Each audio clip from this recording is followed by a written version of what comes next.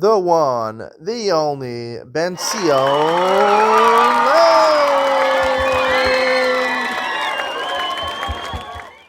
Good morning and welcome to Yeshiva YouTube Daily Double. Today we're doing Succah Perek Beis, Mishnah is Beis and Gimel. Mishnah Beis says, "Asomech Sukkah B'Kari Amita." Let's say you don't have proper walls to hold up your sukkah, so you want to basically use the posts of your bed. People have canopy beds, right? You take off the top of the canopy and you put a Succah over there. Kshera, according to the one, it's Kshera because it's called Dira Zara. Rabbi Yehuda Omer, Yemeni Yachol Amud B'nei Atzma Psula. He says you have to have real walls. Having it on a canopy bed, it's not considered, as the Mefarshim explained, it's considered Diras Arai, and Rabbi Yehuda necessitates Diras Klas, therefore it's possible. Sukkah Meduvlales, a Sukkah which is Meduvlales, basically the Schach, one piece of Schach is here, one piece of Schach is here, right?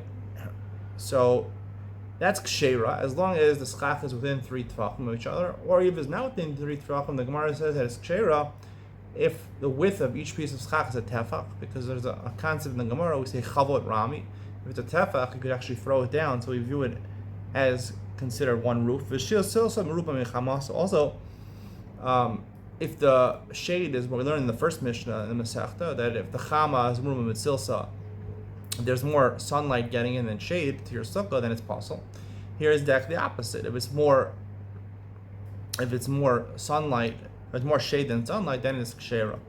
This is really just said to enhance the previous halacha that in a sukkah which is meduvlalas, we have one up, one top. Obviously, there's a lot of sun getting in. It doesn't matter that. It makes a difference that if you're going to use a sukkah meduvlalas, another qualifying factor is to make sure that it's still some ruba mechamsa, that there's more shade than sun. Kshera amu come in bias.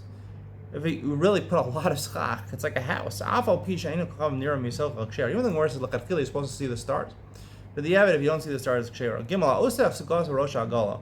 Let's say you make your sukkah on top of an agala, like a wagon. I'd like to say an RV. Rosh hasfina, you make it on a boat, a cruise ship, right? Kshera.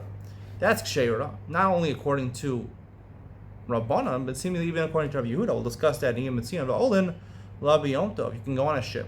You can go on your RV on Yom Tov. There's no problem.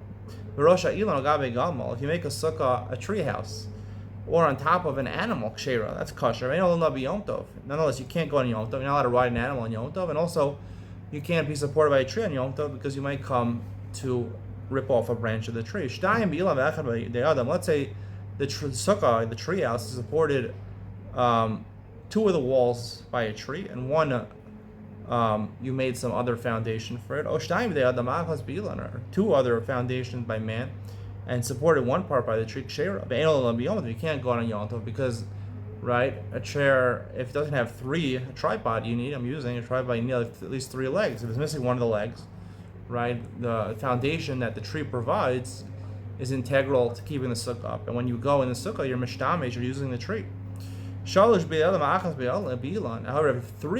you have 3 foundations that were man-made, and one was a tree. You can go in that Yom Tov. Since when you have 3 foundations without the tree, you can take away the tree house would still stand. So therefore, even though it's partially supported by the tree, so therefore you're allowed to use it. It's not considered mishtamish be'ilan. We're not worried you're going to rip off a branch of the tree. That's the conclusion of today's share. Stay tuned for Iyam Etzion, where I discuss an interesting discrepancy. In Mishnah Beis, Rabbi Yehuda apostles a sukkah because it's considered diras. He needs diras kvaim. In Mishnah Gimel, he seems to allow things which seemingly are arai. We'll talk about that discrepancy. Iyam Etzion coming up next.